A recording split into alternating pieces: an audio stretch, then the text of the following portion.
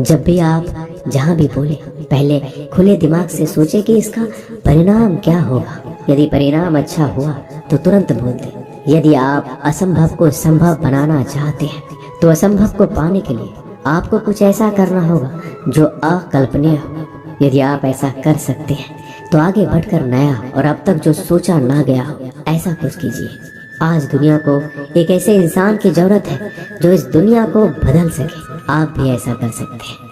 यदि आप खुद को इस योग्य नहीं समझते तो जरा सोचिए, अगर आप नहीं तो कौन, अगर अभी नहीं तो कब। जो भी हो आप भी इसे कर सकते हो। अभी शुरू हो जाओ। जो भी कार्य शुरू करो सोच कर शुरू करो। यदि शुरुआत कर दो तो बीच में उस कार्य को किसी भी वजह से मत रोको, क्योंकि जब आप पीछे जाकर किसी दूसरे कार्य को शुरू करके फिर वहीं पहुंचते हैं जहां आपने पहले वाला कार्य छोड़ा था, तो जरा सोचिए, इससे कम मेहनत और इससे कम समय में आप पहले कार्य को पूरा कर सकते थे। यदि आपसे पहले कोई और सफल हो जाता है तो घबराना मत, क्योंकि आप भी जानते हो कि घर बनाने से ज्यादा समय बंगला बनाने में लगता है। श्री कृष्ण कहते हैं, जब आप हार से मिली सीख को अहमियत समझ लेंगे तो आपका जीवन बदल जाएगा। जिस प्रकार एक वातावरण में केवल एक ही तरह के पेड़ पौधे उगते हैं, उसी प्रकार आप भी अपने वातावरण के ही एक अंश हैं।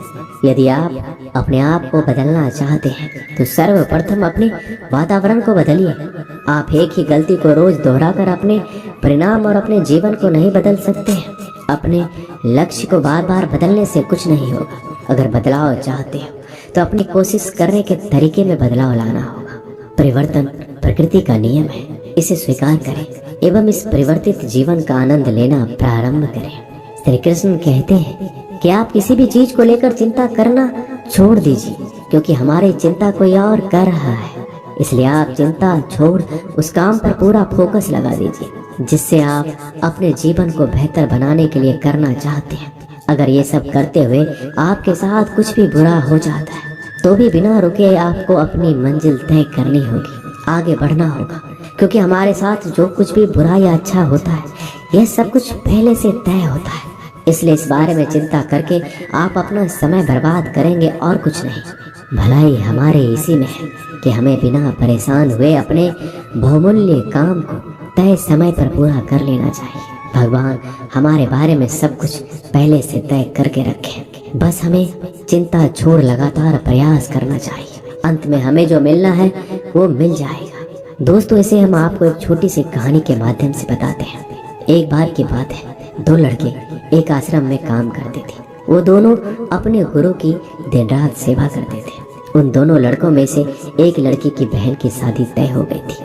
वो अपने बहन की शादी की तैयारी धूमधाम से करना चाहता था, पर उसके पास पैसे नहीं थे। उनकी स्थिति उनके गुरु बहुत अच्छी तरह से जानते थे, पर वो भी उनकी मदद नहीं किए। जब दोनों लड़के गांव जाने के लिए तैयार हुए तो गुरु ने उस लड़के को 5 अनार दिए जिसकी बहन की शादी थी। गांव जाते समय 5 अनार पाकर लड़का बहुत दुखी था। उसे तो पैसों की जरूरत थी, वह अनार क्या करेगा। उसे अपने गुरु पे गुस्सा आ रहा था। जब दोनों लड़के गांव की तरफ जा रहे थे तो रास्ते में राजा के सैनिक इस बात की घोषणा कर रही थी, क्या किसी के पास अनार है? राजा को इसकी बहुत जरूरत है।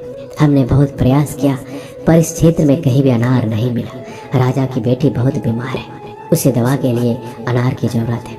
दोनों लड़कों ने सोचा, हमें अनार की कोई जरूरत नहीं है, ये अनार हम राजा को दे देंगे और उनकी बेटी का अच्छा इलाज हो जाएगा। दोनों लड़कों ने अनार की बात सैनिक को बताई। सैनिक उन दोनों लड़कों को लेकर राजमहल पहुंचे और लड़कों ने अनार राजा को सौंप दिया। राजा ने उन्हें इसके लिए बहुत सारा इनाम दिया, पैसा, जेवरात और बहुत कुछ। उस लड़के की बहन की शादी बहुत ही धूमधाम से हो गई।